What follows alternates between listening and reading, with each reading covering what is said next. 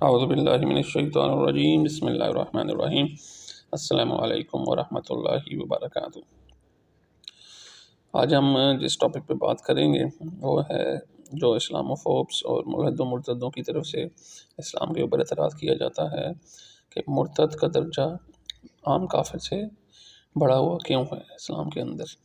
اور اسلام کے اندر جو مرتد کی سزا ہے، جو اسلام چھوڑ کے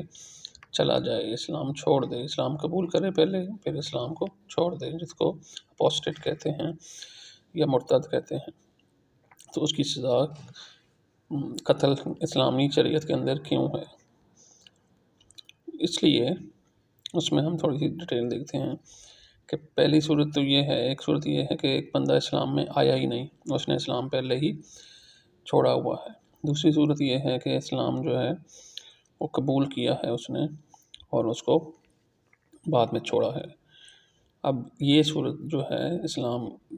ترک کرنے کی زیادہ خطرناک اور زیادہ اشد ہے، کیونکہ اگر ہم دیکھتے ہیں کہ قوانین سلطنت میں باغی کی سزا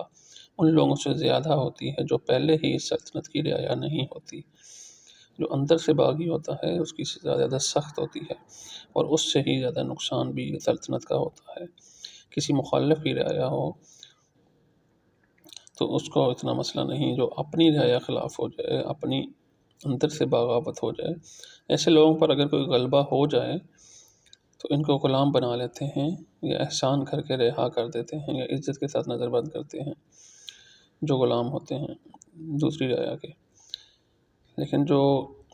باغی ہوتے ہیں اس کے قتل کے علاوہ اور کوئی سزا نہیں ہوتی، اور اس کی وجہ یہ ہے کہ رعایا بن کر باغی ہو جانے میں سلطنت کی توہین زیادہ ہے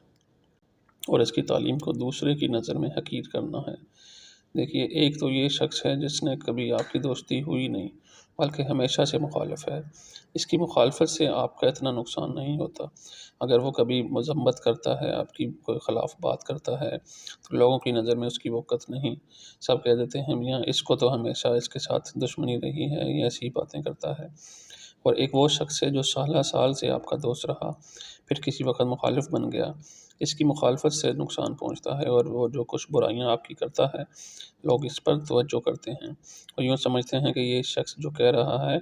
اس کی منشا صرف دشمنی نہیں بلکہ یہ تو سالہ سال دوست رہا ہے، معلوم ہوتا ہے کہ اس کی دوستی کی بات فلاں شخص کے کوئی راز معلوم ہوئے ہیں اس لیے مخالف ہوا ہے۔ حالانکہ یہ ضروری نہیں کہ جو شخص دوستی کے بعد دشمن بنا ہو، ممکن ہے اس نے دوستی بھی اسی نیت سے کی ہو کہ لوگ دوستی کے زمانے میں مجھے اس کا رازدار سمجھ لیں، مخالفت کی حالت میں جو کچھ کہوں گا اس کو صحیح مان لیں گے، تو یہ شخص ضرور کچھ راز کی باتیں معلوم ہیں اس لیے یہ مخالف ہو گیا۔ بس ہر دوست کے دوست کی مخالفت میں یہ احتمال بھی ہے، اور عادتاً لوگ دوستوں کی مخالفت میں عموماً جلدی متاثر ہوتے ہیں۔ عقلاً اور شرعاً اور قانوناً وہ شخص بہت بڑا مجرم ہے جو موافقت کے بعد مخالفت کرے۔